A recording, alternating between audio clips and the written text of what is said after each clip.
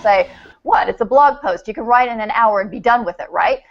You can, but a lot of times you're going to need to spend that extra time, so it's not just a blog post, it's a blog post that meets those goals, that touches those people, that have folks think, oh my goodness, this is information that I've never thought of before, or I've read it, but it's never hit me this way before.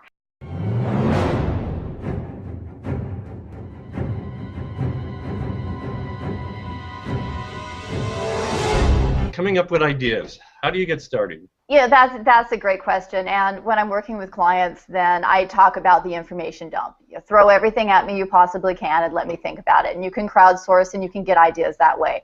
But where I think that it really helps writers, and it's something to build into the process, is that if you are working for a client or you're working in-house, it's very easy to get in the mode of constantly creating and churning out content, and you're not really thinking about it, you're just writing.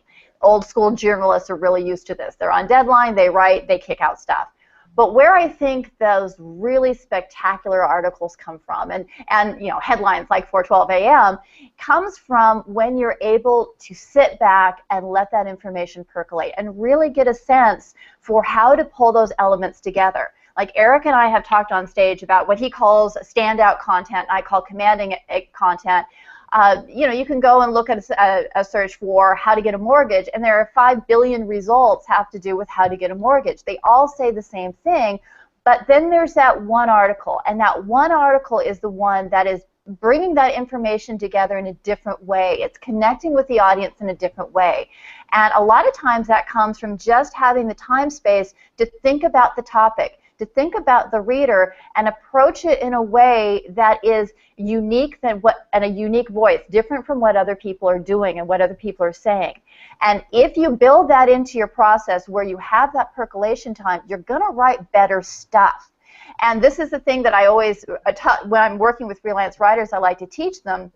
And sometimes it's a client education process too, because a client will say, what, it's a blog post, you can write in an hour and be done with it, right?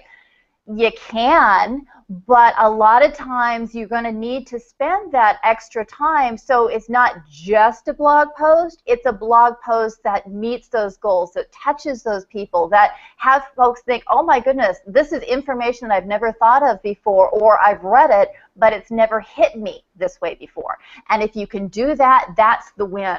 So it's not just about gathering the information, but about sewing it together, bringing it together in a way that people will respond to differently and positively. I'll go out for a walk for an hour and won't think about a damn thing, and then I'll come back and boom, there's an idea. There's a reason that most of the brilliant ideas out there have been caused by when you're thinking about something else. You're driving, you're walking, you're at a movie, you're trying to sleep, and you wake up at 4:12, and there's the idea. There's a reason for that. Our brains need that time.